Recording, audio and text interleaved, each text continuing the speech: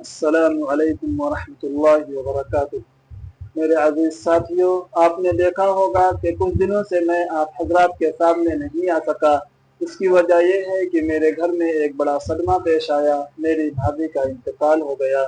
इन्ना लिल्लाहि व इन्ना इलैहि राजिऊन। मेरी भाभी नहायत खिदमत गुजार और नेक सालिह खातून थी। उन्होंने अपनी ज़िंदगी दीनदारी, अच्छे अखलाक और घर वालों की खिदमत गुजारी में गुजार दी। अल्लाह रब्बुल इज़्ज़त उनकी मग़फ़िरत फरमाए, उनके दर्जात बुलंद करे और उनकी कब्र को जन्नत के बागों में से एक बाग बना दे। आमीन या रब्बल आलमीन। प्यारे साथियों, दुनिया हमेशा रहने की जगह नहीं है। हम सबको एक न एक दिन इस दुनिया से जाना है।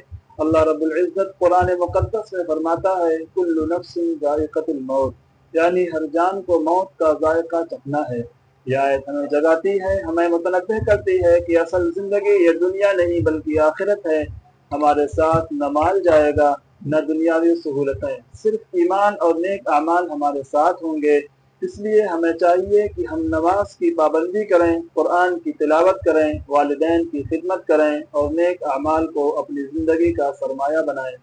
आखिर में मैं आप सबसे दुआ की दरख्वास्त करता हूँ, मेरी भाभी के लिए ईसाल सवाब करें। अल्लाह रब्बुल इज़्ज़त उन पर अपनी रहमतें नाजिल फरमाए और दुआ करें कि अल्लाह रब्बुल इज़्ज़त हमें भी ईमान पर ज़िंदगी गुजारने और ईमान पर मौत की तौफीक अता फरमाए। अल्लाह हम सब का हामी व नासिर हो। अस्सलामु अलैकुम व रहमतुल्लाहि व बरकातुहू।